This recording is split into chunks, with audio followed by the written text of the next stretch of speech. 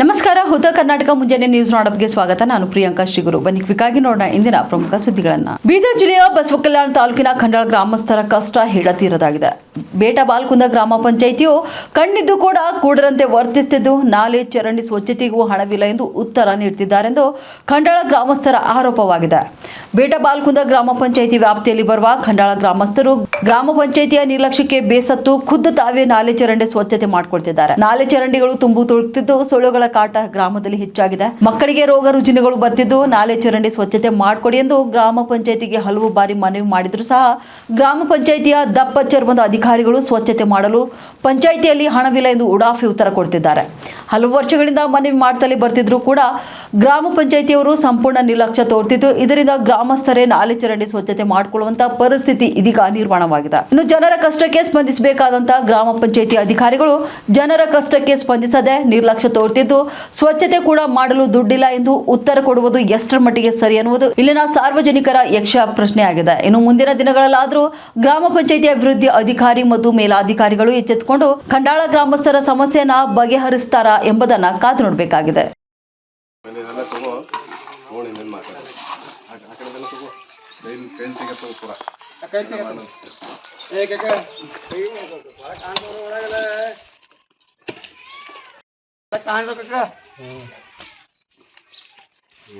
राजपुर तो कांदा वाला नंतर तो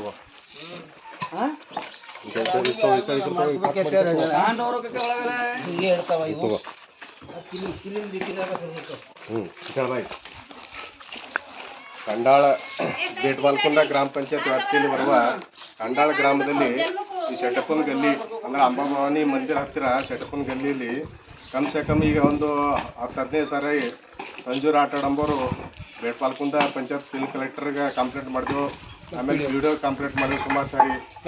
ಬಟ್ ಯಾರು ಕೇರ್ ಮಾಡ್ತಾ ಇಲ್ಲ. ಯಾಕಂದ್ರೆ ಈಗ ನಮ್ದೆಲ್ಲ ಹುಡುಗರೆಲ್ಲ ಹೆಂಗೆ ಇಷ್ಟಗಳು ಎಲ್ಲ ಹಿಂಗೆ ಜಯಪ್ಪ ಅಂಥವ್ರು ಇಂಥವ್ರೆಲ್ಲ ಫೋನ್ ಮಾಡಿದ್ರು ರೊಕ್ಕ ಇಲ್ಲ ಅಂತ ಹೇಳ್ತಾರೆ, ಬಜೆಟ್ ಇಲ್ಲ ಅಂತ ಹೇಳ್ತಾರೆ ಪಂಚಾಯತ್ದಾಗ. ಬಟ್ ಇದು ಓನಾಗಿ ಎಲ್ಲರೂ ಕೆಲಸ ಮಾಡತ್ತಾರ. ಊರ್ದಾರಂದ್ರೆ ಸ್ಪೆಷಲಿ ಗಲ್ಲರ್ ಯಾರ್ದಾರು ಕೆಲಸ ಮಾಡ್ಕೊಳತ್ತಾರ. ಕೈಲಿ ನಾಲಿ ಇದ್ದಾಗೆಲ್ಲ ಗ್ಲಾಸ್ ಎಲ್ಲ ಕಾಯಿ ಚೂರ ಬಿದ್ದೀವಲ್ಲ ಎತ್ಲತ್ತಾರ. ಎಲ್ಲ ಎಫೆಕ್ಟ್ ಆಗೋದು. ಇಲ್ಲೆಲ್ಲ ಚಿಕ್ಕ ಹುಡುಗಳು ಹಂದಿ ಹುಳ ಹುಪ್ಪಡಿಗಳ ಅಲ್ಲಿ ಎಲ್ಲ ಮುಂದೆ ರೋಗ ಬರೋಂಥ ಚಾನ್ಸಸ್ ಭಾಳ ಅದ. ಅದು ದಯಮಾಡಿ ಇದಕ್ಕೆ ಸಂಬಂಧಪಟ್ಟ ಮೇಲಾಧಿಕಾರಿಗಳು ಇದಕ್ಕೆ ಗಮನ ಹರಿಸ್ಬೇಕಂತೇಳಿ ಕಳಕಳಿ ವಿನಂತಿ. ವಿಜಯನಗರ ಜಿಲ್ಲೆ ಕೂಡ್ಲಿಗಿಯ ಶ್ರೀ ಸನ್ನಿಧಿ PU ಕಾಲೇಜ್ ದ್ವಿತೀಯ PUCಯಲ್ಲಿ ಉತ್ತಮ ಫಲಿತಾಂಶ. ಹೆಸರು ಶ್ರೀ ಸನ್ನಿಧಿ ಪದವಿ ಪೂರ್ವ ಕಾಲೇಜು ವಿಜಯನಗರ ಜಿಲ್ಲೆ ಕೊಟ್ಟೂರು ಪಟ್ಟಣದಲ್ಲಿ 2016 ಹಾಗೂ 17ನೇ ಸಾಲಿನಲ್ಲಿ ಪ್ರಾರಂಭವಾಯಿತು.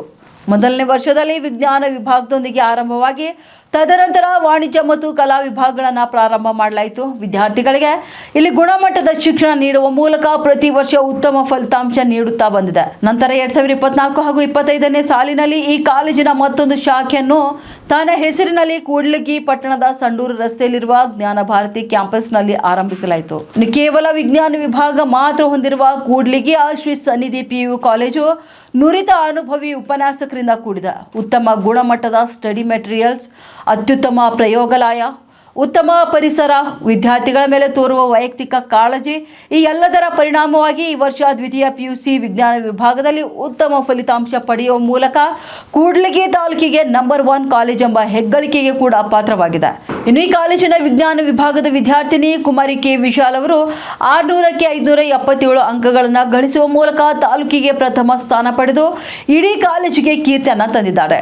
ಇವರ ಈ ಸಾಧನೆಗೆ ಶ್ರೀ ಸನ್ನಿಧಿ PU ಕಾಲೇಜಿನ ಆಡಳಿತ ಮಂಡಳಿ ಅಧ್ಯಕ್ಷರಾದ ಶ್ರೀಮತಿ M. ಅನಂತಲಕ್ಷ್ಮಿ, ಕಾರ್ಯದರ್ಶಿಗಳಾದ ಶ್ರೀ M. ನಾಗಭಾಸ್ಕರ್ ರಾವ್, ಕಾಲೇಜಿನ ಪ್ರಾಚಾರ್ಯರು, ಸಿಬ್ಬಂದಿ ವರ್ಗ ಹಾಗೂ ಜ್ಞಾನ ಭಾರತಿ ಶಿಕ್ಷಣ ಸಂಸ್ಥೆಯ ಆಡಳಿತ ಮಂಡಳಿ ಮತ್ತು ಸಿಬ್ಬಂದಿ ವರ್ಗ ಕೂಡ ಹರ್ಷ ವ್ಯಕ್ತಪಡಿಸಿ ಅಭಿನಂದನೆಯನ್ನ ಸಲ್ಲಿಸಿದ್ದಾರೆ.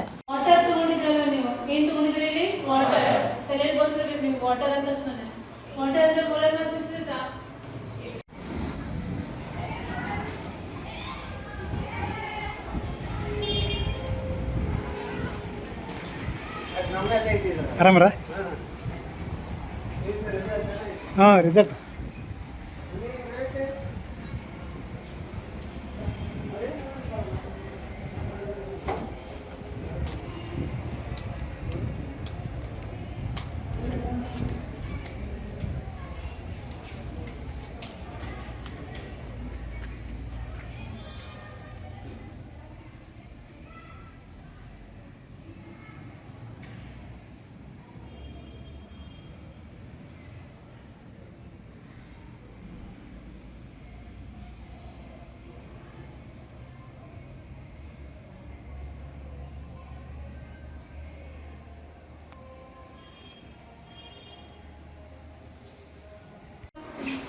20 gram into 1000 gram kg inverse minus ಬರುತ್ತದೆ inverse.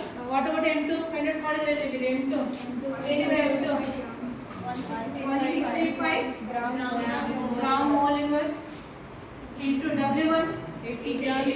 ಇಲ್ಲೇ ಕೊಟ್ಟಿದ್ರೆ W1 ಎಷ್ಟು ನನಗೆ 80 gram. ಸೊ ಸಿಂಪ್ಲಿಫೈ ಮಾಡ್ತಾ ಹೋದ್ರೆ ಏನು ಸಿಗುತ್ತೆ ನಿಮಗೆ?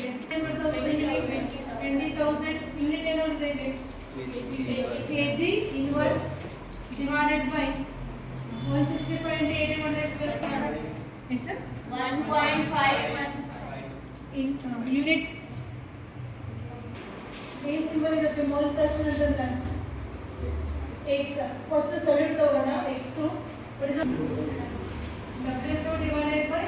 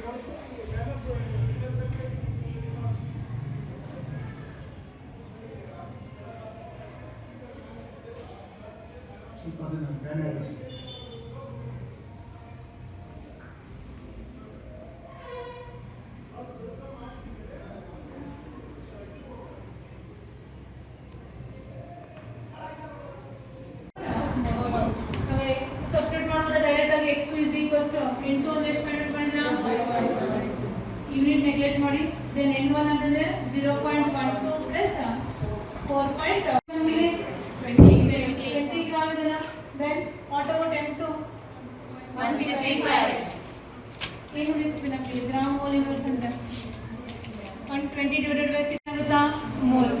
So what about n1 W1 divided by W1 value ಎಷ್ಟಿದೆ ಇಲ್ಲಿ 80 ಗ್ರಾಮ್. ಕಳೆದ 4 ದಶಕಗಳಿಂದ ಗಡಿ ಜಿಲ್ಲೆಯಲ್ಲಿ ಕನ್ನಡ ಪತ್ರಿಕೋದ್ಯಮಕ್ಕಾಗಿ ಅಪರಿಮಿತ ಸೇವೆಯನ್ನು ಸಲ್ಲಿಸಿದ ವಾಲಿ ಪರಿವಾರದ 3 ತಲೆಮಾರುಗಳಿಗೆ ಮುಖ್ಯಮಂತ್ರಿ ಸಿದ್ದರಾಮಯ್ಯನವರು ಸನ್ಮಾನಿಸಿ ಅಭಿನಂದಿಸಿದರು.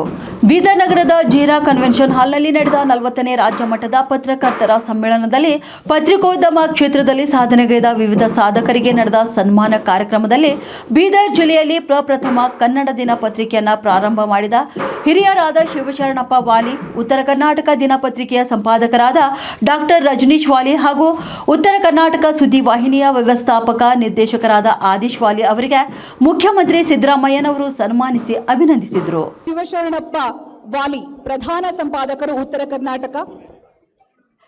ಶ್ರೀಯುತರು 94 ವರ್ಷ ವಯಸ್ಸಿನವರು, ಸಕ್ರಿಯವಾಗಿ ಈಗಲೂ ಕೂಡ ಪತ್ರಿಕೋದ್ಯಮದಲ್ಲಿ ತಮ್ಮನ್ನು ತಾವು ತೊಡಗಿಸಿಕೊಂಡವರು. ಬೀದರ್ ಜಿಲ್ಲೆಯ ಕೆಯುಡಬ್ಲ್ಯೂಜೆ ಮಾಜಿ ಅಧ್ಯಕ್ಷರು.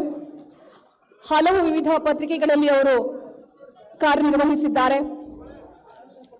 ಹಿರಿಯರು, ಈಗಲೂ ಕೂಡ ಪತ್ರಿಕೋದ್ಯಮಕ್ಕೆ ತಮ್ಮ ಕೊಡುಗೆಯನ್ನು ನಿರಂತರವಾಗಿ ನೀಡ್ತಾ ಇರುವಂತಹ ಶ್ರೀ ಶಿವಶರಣಪ್ಪ ವಾಲಿ ಅವರಿಗೆ ಕೆಯುಡಬ್ಲ್ಯೂಜೆ ವಿಶೇಷ ಪ್ರಶಸ್ತಿ.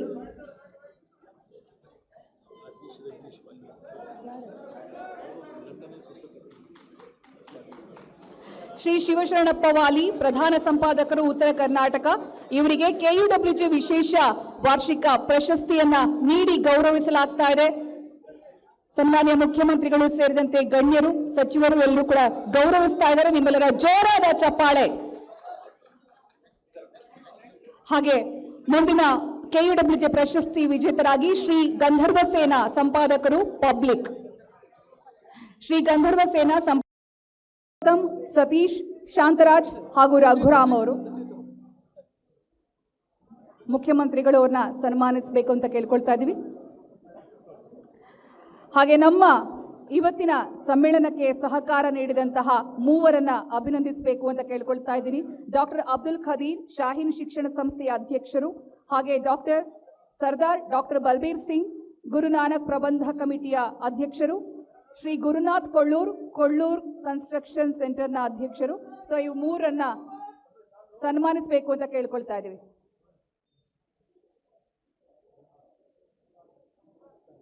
ಡಾಕ್ಟರ್ ಅಬ್ದುಲ್ ಖದೀರ್, ಸರ್ದಾರ್ ಡಾಕ್ಟರ್ ಬಲ್ಬೀರ್ ಸಿಂಗ್ ಹಾಗೂ ಶ್ರೀ ಗುರುನಾಥ್ ಕೊಳ್ಳೂರ್.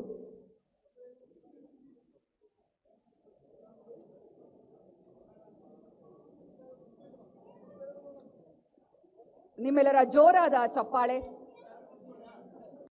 ಮದುವೆಯನ್ನೇ ಒಂದು ವ್ಯವಹಾರ ಮಾಡಿಕೊಂಡಿದ್ದ ಕಾಮುಕ ಇಂಜಿನಿಯರ್ ಒಬ್ಬನ ಸರಣಿ ವಂಚನೆಗಳು ಇದೀಗ ಬಯಲಾಗಿವೆ. ಇಬ್ಬರು ಯುವತಿಯರನ್ನ ಮದುವೆಯಾಗಿ ಮತ್ತೊಬ್ಬಳ ಜೊತೆ ನಿಶ್ಚಿತಾರ್ಥ ಮಾಡಿಕೊಂಡು ಅಮಾಯಕ ಹೆಣ್ಣು ಮಕ್ಕಳ ಜೀವನದ ಜೊತೆ ಆಟವಾಡ್ತಿದ್ದ ರವಿ ಎಂಬಾತನ ವಿರುದ್ಧ ಈಗ ಜಿಗಣಿ ಪೊಲೀಸ್ ಠಾಣೆಯಲ್ಲಿ ಪ್ರಕರಣ ದಾಖಲಾಗಿದೆ. ತುಮಕೂರಿನ ಚಿಕ್ಕನಾಯಕನಹಳ್ಳಿ ಮೂಲದ ರವಿ ಜಿಗಣಿ ಬಳಿಯ ಖಾಸಗಿ ಕಂಪನಿಯೊಂದರಲ್ಲಿ ಇಂಜಿನಿಯರ್ ಆಗಿ ಕೆಲಸ ಮಾಡ್ತಿದ್ದ. 2024 ಜನವರಿಯಲ್ಲಿ ಈತ ಯುವತಿಯೊಬ್ಬಳನ್ನ ಮದುವೆಯಾಗಿದ್ದ. ಮದುವೆಯಾದ ಆರಂಭದಿಂದಲೇ ಪತ್ನಿಯ ಜೊತೆ ವಿಕೃತವಾಗಿ ವರ್ತಿಸುತ್ತಿದ್ದ ಈತ ವರದಕ್ಷಿಣೆಗಾಗಿ ನಿತ್ಯವೂ ಪೀಡಿಸುತ್ತಿದ್ದ ಎನ್ನಲಾಗ್ತದೆ. ಇನ್ನು ಮೊದಲ ಪತ್ನಿ ಗರ್ಭಿಣಿಯಾದ ಸಂದರ್ಭದಲ್ಲಿ ಆಕೆಯನ್ನ ಪೋಷಿಸಬೇಕಾಗಿದ್ದಂತ ರವಿ ತನಗೆ ಮದುವೆಯಾಗಿಲ್ಲ ಎಂದು ಸುಳ್ಳು ಹೇಳಿ ತನ್ನ ಕುಟುಂಬದವರೊಟ್ಟಿಗೆ ಸೇರಿ ಬೇರೆ ಹುಡುಗಿ ನೋಡಲು ಶುರು ಮಾಡಿದ್ದ. ಅಷ್ಟೇ ಅಲ್ಲದೆ ಅಕ್ಟೋಬರ್ ತಿಂಗಳಲ್ಲಿ ಮತ್ತೊಬ್ಬ ಯುವತಿಯ ಜೊತೆ ಎಂಗೇಜ್ಮೆಂಟ್ ಕೂಡ ಮಾಡಿಕೊಂಡಿದ್ದ. ಈ ವಿಚಾರ ತಿಳಿದ ಮೊದಲ ಪತ್ನಿ ನಿಶ್ಚಿತಾರ್ಥ ಮಾಡಿಕೊಂಡ ಯುವತಿಯ ಕುಟುಂಬಕ್ಕೆ ಸತ್ಯ ತಿಳಿಸಿದ್ರು. ನಂತರ ಆ ಸಮಯದಲ್ಲಿ ಆ ಯುವತಿಯ ಮನೆಯವರು ರವಿಗೆ ಹಿಗ್ಗಾಮುಗ್ಗಿ ಥಳಿಸಿದ್ದಾರೆ. ಉತ್ತರ ಪ್ರದೇಶ ಮತ್ತು ಬಿಹಾರ ರಾಜ್ಯಗಳಲ್ಲಿ ಸಂಭವಿಸಿದ 2 ಭೀಕರ ರಸ್ತೆ ಅಪಘಾತಗಳು ಹಲವು ಕುಟುಂಬಗಳಲ್ಲಿ ಕತ್ತಲನ್ನ ತುಂಬಿವೆ. ಮದುವೆಯ ಸಂಭ್ರಮ ಮುಗಿಸಿ ಬರ್ತಿದ್ದವರು ಸಾವಿನ ಮನೆ ಸೇರಿದ್ದಾರೆ. ಇನ್ನೊಂದೆಡೆ ಸರಣಿ ಅಪಘಾತಕ್ಕೆ ಅಮಾಯಕ ಜೀವಗಳು ಬಲಿಯಾಗಿವೆ. ಉತ್ತರ ಪ್ರದೇಶದ ಹಾಪುರದಲ್ಲಿ ಮದುವೆ ಬಸ್ ಅಪಘಾತಕ್ಕೀಡಾದರೆ ಬಿಹಾರದ ಕಟಿಹಾರ್ನಲ್ಲಿ ವಾಹನಗಳ ನಡುವಿನ ಸರಣಿ ಡಿಕ್ಕಿ ಹಲವರ ಪ್ರಾಣ ಪಕ್ಷಿ ಹಾರಿಸಿದೆ. ಉತ್ತರ ಪ್ರದೇಶದ ಹಾರಪುರದ ದೌಲಾನ ಗುಲಾಬತಿ ರಸ್ತೆಯಲ್ಲಿ ಮದುವೆಯನ್ನ ಮುಗಿಸಿಕೊಂಡು ವಾಪಸ್ ಆಗ್ತಿದ್ದಂತ ಬಸ್ ಮತ್ತು ಟ್ರಕ್ ನಡುವೆ ಭೀಕರ ಡಿಕ್ಕಿ ಸಂಭವಿಸಿದೆ. 12 ಮಂದಿ ಪ್ರಯಾಣಿಕರಿದ್ದಂತ ಬಸ್ ವೇಗವಾಗಿ ಬಂದ ಟ್ರಕ್ಗೆ ಡಿಕ್ಕಿ ಹೊಡೆದಿದೆ. ಈ ಭೀಕರ ಘಟನೆಯಲ್ಲಿ 6 ಜನರು ಸ್ಥಳದಲ್ಲೇ ಮೃತಪಟ್ಟಿದ್ದಾರೆ. ಇನ್ನು ಅಪಘಾತದ ಸುದ್ದಿ ತಿಳಿದ ತಕ್ಷಣ ಹಾಪುರ್ ಎಸ್ಪಿ ಜ್ಞಾನಂಜಯ್ ಸಿಂಗ್ ಮತ್ತು ಪೊಲೀಸ್ ತಂಡ ಸ್ಥಳಕ್ಕೆ ಧಾವಿಸಿತು. ಗಾಯಗೊಂಡ 7 ಜನರನ್ನು ಆಸ್ಪತ್ರೆಗೆ ದಾಖಲಿಸಲಾಗಿದೆ. ಮೃತರ ಕುಟುಂಬಸ್ಥರು ಸ್ಥಳಕ್ಕೆ ಆಗಮಿಸಿದ್ದು ಕಾನೂನು ಕ್ರಮ ಜಾರಿಯಲ್ಲಿದೆ. ಮೃತರ ಪೈಕಿ ಒಬ್ಬರ ಗುರುತು ಕೂಡ ಇನ್ನೂ ಪತ್ತೆಯಾಗಿಲ್ಲ. ಅವರು ಬಸ್ ಚಾಲಕನಿರಬಹುದು ಎಂದು ಎಸ್ಪಿ ಅವರು ಸದ್ಯ ತಿಳಿಸಿದ್ದಾರೆ. ಬಿಹಾರ ಅಪಘಾತದ ಬಿಹಾರದ ಕಟಿಹಾರ್ ಜಿಲ್ಲೆಯ ಕೋಧಾ ಬ್ಲಾಕ್ ವ್ಯಾಪ್ತಿಯ ರಾಷ್ಟ್ರೀಯ ಹೆದ್ದಾರಿ 31ರಲ್ಲಿ ಶನಿವಾರ ಮುಂಜಾನೆ ಸಂಭವಿಸಿದ ಮತ್ತೊಂದು ಘಟನೆ ಇಡೀ ರಾಜ್ಯವನ್ನ ಬೆಚ್ಚಿ ಬೀಳಿಸಿದೆ. ಬಸ್ ಟ್ರಕ್ ಮತ್ತು ಪಿಕಪ್ ವ್ಯಾನ್ ನಡುವೆ ಸಂಭವಿಸಿದ ಸರಣಿ ಡಿಕ್ಕಿಯಲ್ಲಿ 13 ಮಂದಿ ಸಾವನ್ನಪ್ಪಿದ್ದಾರೆ. ಆರಂಭದಲ್ಲಿ ಸಾವಿನ ಸಂಖ್ಯೆ ಕಡಿಮೆ ಇದ್ದರೂ ಕೂಡ ಆಸ್ಪತ್ರೆಗೆ ದಾಖಲಾದ ನಂತರ 6 ಜನರು ಚಿಕಿತ್ಸೆ ಫಲಿಸದೆ ಮೃತಪಟ್ಟಿದ್ದಾರೆ ಎಂದು ಎಸ್ಪಿ ಶಿಖರ್ ಚೌಧರಿ ದೃಢಪಡಿಸಿದ್ದಾರೆ. ಪ್ರಧಾನಿ ನರೇಂದ್ರ ಮೋದಿ ಅವರು ಲೋಕಸಭೆ ಮತ್ತು ರಾಜ್ಯಸಭೆಯ ಎಲ್ಲಾ ಸಂಸದೀಯ ಪಕ್ಷಗಳ ನಾಯಕರಿಗೆ ಪತ್ರ ಬರೆದು ನಾರಿ ಶಕ್ತಿ ವಂದನಾ ಕಾಯ್ದೆ ಅಂದರೆ ಮಹಿಳಾ ಮೀಸಲಾತಿ ಕಾಯ್ದೆ ತಿದ್ದುಪಡಿಗೆ ಸಂಪೂರ್ಣ ಬೆಂಬಲ ನೀಡುವಂತೆ ಕೇಳಿಕೊಂಡಿದ್ದಾರೆ.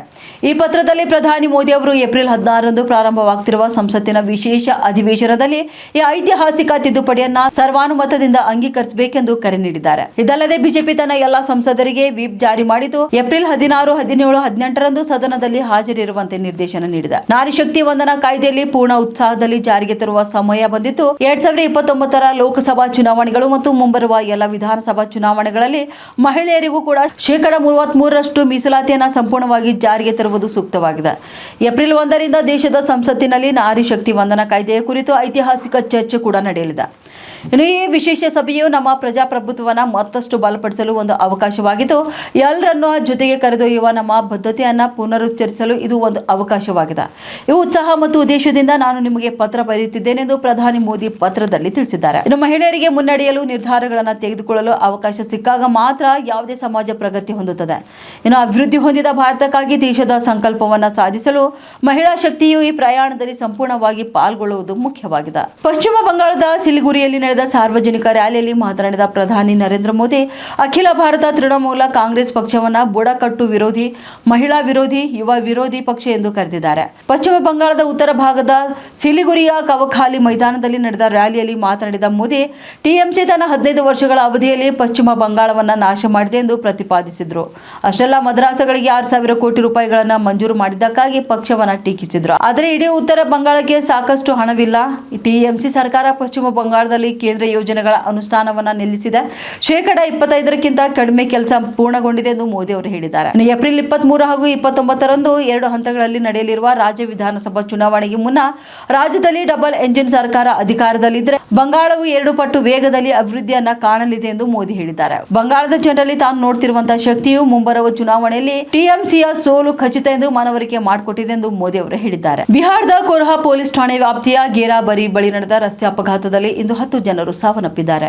25 ಜನರು ಗಾಯಗೊಂಡಿದ್ದಾರೆ. ಈ ಅಪಘಾತದಲ್ಲಿ ಬಸ್ ಮತ್ತು ಪಿಕಪ್ ವಾಹನವು ಡಿಕ್ಕಿ ಹೊಡೆದಿದೆ. ಗಾಯಾಳುಗಳಿಗೆ ಸ್ಥಳದಲ್ಲಿಯೇ ಪ್ರಥಮ ಚಿಕಿತ್ಸೆ ಕೂಡ ನೀಡಲಾಗಿದೆ. ಹೆಚ್ಚಿನ ಚಿಕಿತ್ಸೆಗಾಗಿ ಜನರನ್ನು ಹತ್ತಿರದ ಆಸ್ಪತ್ರೆಗಳಿಗೆ ಸಾಗಿಸಲಾಗಿದೆ. ಅಪಘಾತದ ನಂತರ ಪೊಲೀಸರು ಮತ್ತು ಸ್ಥಳೀಯ ಅಧಿಕಾರಿಗಳು ಸ್ಥಳಕ್ಕೆ ಧಾವಿಸಿದ್ರು. ಗಾಯಗೊಂಡ ವ್ಯಕ್ತಿಗಳಿಗೆ ಸ್ಥಳದಲ್ಲಿಯೇ ಪ್ರಥಮ ಚಿಕಿತ್ಸೆ ನೀಡಿದ್ದಾರೆ. ಸುಮಾರು 20 ಗಂಭೀರ ಗಾಯಗೊಂಡ ರೋಗಿಗಳನ್ನ ಹೆಚ್ಚಿನ ವೈದ್ಯಕೀಯ ಚಿಕಿತ್ಸೆಗಳಿಗಾಗಿ ಪುಣೆಯ ಸದರ್ ಆಸ್ಪತ್ರೆಗೆ ಕಳಿಸಲಾಗಿದೆ. ಇನ್ನು ಹತ್ತಿರದಲ್ಲೇ ಚಲಿಸುತ್ತಿದ್ದಂತ 2 ಬೈಕ್ಗಳು ಸಹ ಅಪಘಾತದಲ್ಲಿ ಸಿಲುಕಿಕೊಂಡಿದ್ದು 4 ಸವಾರರು ಸ್ಥಳದಲ್ಲೇ ಸಾವನ್ನಪ್ಪಿದ್ದಾರೆ. ಇನ್ನು ಹಲವರಿಗಂತೂ ಗಂಭೀರ ಗಾಯಗಳಾಗಿದ್ದು ಹಲವರ ಸ್ಥಿತಿ ಗಂಭೀರವಾಗಿದೆ ಎಂದು ಹೇಳಲಾಗ್ತಿದೆ. ಅಧಿಕಾರಿಗಳ ಪ್ರಕಾರ ಪಿಕಪ್ ಟ್ರಕ್ನಲ್ಲಿದ್ದ ಎಲ್ಲ ಪ್ರಯಾಣಿಕರು ಪೂರ್ಣಿಯಾ ಜಿಲ್ಲೆಯ ಧಮಾದ ನಿವಾಸಿಗಳಾಗಿದ್ದು ದುರಂತ ಸಂಭವಿಸಿದಾಗ ಜಾತ್ರೆಯಿಂದ ಮನೆಗೆ ಮರಳುತ್ತಿದ್ರು ಎಂದು ತಿಳಿದು ಬಂದಿದೆ. ಈ ಘಟನೆಯಲ್ಲಿ ಬೈಕ್ನಲ್ಲಿ ಪ್ರಯಾಣಿಸುತ್ತಿದ್ದಂತಹ ಸದಾನಂದ ಹಸ್ತ ಕೂಡ ಬಸ್ ಡಿಕ್ಕಿ ಹೊಡೆದು ಸಾವನ್ನಪ್ಪಿದ್ದಾರೆ ಎಂದು ಹೇಳಲಾಗ್ತಿದೆ. ಇವಾಗಿದ್ದು ಇಂದಿನ ಮುಂಜಾನೆ ನ್ಯೂಸ್ ರೌಂಡಪ್ನ ಪ್ರಮುಖ ಸುದ್ದಿಗಳು. ಮತ್ತೆ ಭೇಟಿಯಾಗೋಣ ಮುಂದಿನ ರೌಂಡಪ್ನಲ್ಲಿ. ನಮಸ್ಕಾರಗಳು.